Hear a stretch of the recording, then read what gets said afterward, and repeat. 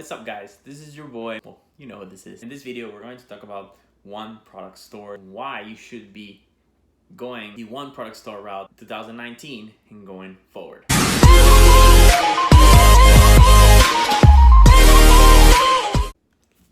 Alright guys, today we're going to talk about one product stores. And in case you don't know what that is, well, it's a store with one product. In order for you guys to understand why you should go to the one product store route, actually in this video I will be breaking down the differences, right? The pros and cons of having a general store, a niche store, and a one product store, okay? Because understanding at least on a high level what each one is, and what are the advantages and what disadvantages should help you realize why a one product store is more ideal than the other two, okay? With a general store, what are the advantages? What are the disadvantages? Let's start with the advantages. So the advantage of having a general store is that, well, it's a general store. You can sell literally any product, okay? Which gives you unlimited testing space, okay? Literally you can test any product on any niche, because all a general store is, it's a store of, composed of many niches, okay? And it's just, you don't corner yourself, right? You can test anything. If you launch a product and it fails, whatever, you upload another product and test it again, and it's just you can seamlessly do that with ease, okay? Now, what's the key disadvantage, okay, with the general store is that nowadays the consumer is changing, okay? And what I mean by this, and this is something that's good, both good and bad. It's bad for general stores, but it's good for those people looking to build a brand. And at the end of the day, you should be looking long-term and to build a brand. So the thing is, with general stores, a lot of people have caught on to the the actual gimmicks that people use or that comes with general stores, which is like, countdown timers, sales pop-ups, and trust badges, and all these things that just look very spammy, to be honest. Like, people have caught on to that. People know timers are fake, that this is fake scarcity, okay? And people oftentimes feel cheated. And nowadays, conversion rates are starting to hurt general stores exactly because of that, okay? So it's just the general field, the fact that it looks so spammy, it's such a disadvantage of the general stores.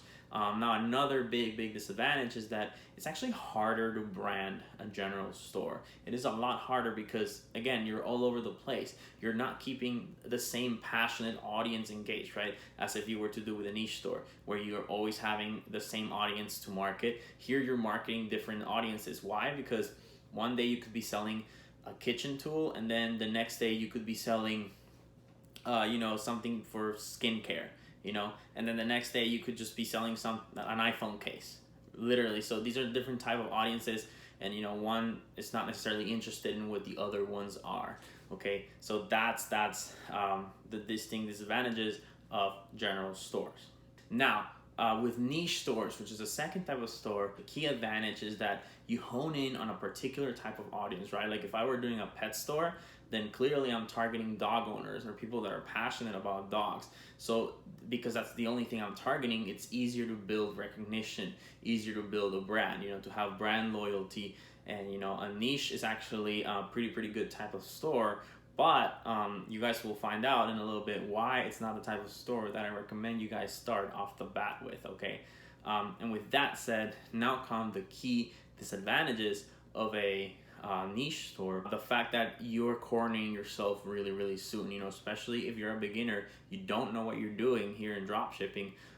Starting a niche store is a big mistake, because you should be testing different products out there, seeing what clicks, and then building a niche out of that, and not the other way around. Don't just pick dog category, and then you try to become like the next PetSmart, and then all of a sudden if that doesn't work out, now you have to rebuild a whole store with a whole bunch of niche products into a different niche, and then you're just cornering yourself. With a niche store, you can't really test a skincare product, because you are a pet store. For example, you cannot test any other types of product, okay? And trust me, it's gonna happen too. You're gonna go on your Facebook feed and you're gonna see a ton of drop shippers making money with all these general products, and you're just like, oh, I wish I could jump on that, but unfortunately I'm stuck in a niche store. So now finally, the one product store is the one that's been actually more resurgent since 2018, end of 2018. So it's really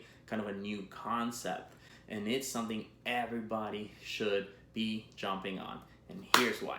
So with one product stores, I also like to refer to it as the hybrid model store, because it really has a little bit of both. It has that flexibility of a general store where you can literally test any product and you don't have to necessarily be tied into a particular category, you know, like with a niche store.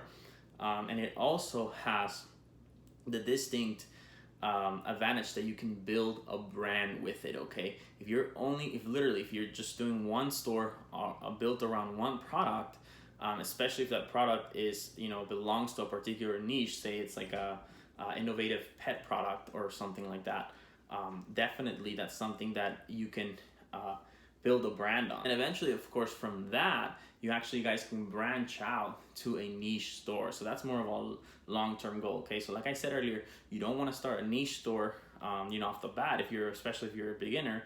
But what you want to do instead is you want to do a one product store, and then eventually, if that succeeds, then actually expand your one product and build and make it a niche store. Okay, so that should be more of your long-term goal.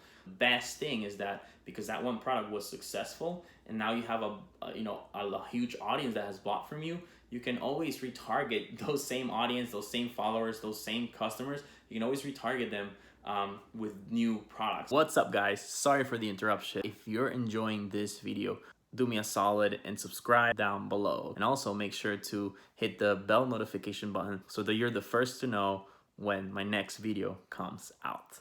So now I've been talking about a lot about the advantages, but what is the disadvantage? Honestly, it's just one key disadvantage: the fact that if one product doesn't work, now you have to basically rebuild a store around another product that you might want to test. Okay, and it's not as complicated as it sounds. And no, you don't have to create 100 Shopify accounts to do that. All you need to do is literally just change the domain. Okay, and a domain is literally like $10. That's it. All you do is change your domain, because your domain has to be tied to your product. So you change your domain and that's it, literally, and then you just rebuild the store. Honestly, it really is not a big deal. And you know what? It's a good opportunity to really master the skill of store building. So that's like a really, really good plus side. And honestly, guys, it does not take more than 5 hours to build a store, you know, plus the Facebook, plus the Instagram pages. Like literally, I can build a store in less than 5 hours with everything that it needs. Okay, like ready to go. Like the last step is just to launch the product and advertise. Like there. So imagine you test the product, it didn't work, you dump it down, you pay $10, buy any domain, build a store in less than 5 hours, and boom, you're launching another ad again in less than 5 hours. So again, you have that flexibility of testing. It's just, you're just gonna have to build the store, and you're gonna have to pay $10 every time you change the domain, which honestly, it's still nothing. That is it for today's video, okay? And wanted to conclude real quick that the way to go in 2019 and forward is one product stores, because one product stores are not spammy, okay?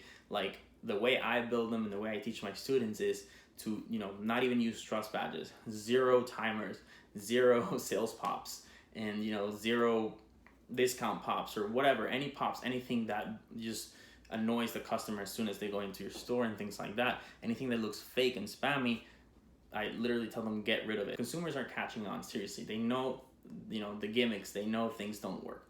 So you have to brand yourself. You cannot look spammy. You have to look very branded, very well professional.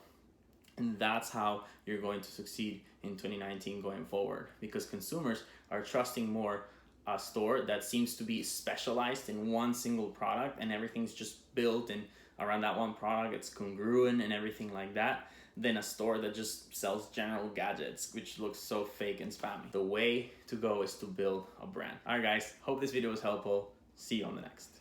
Peace.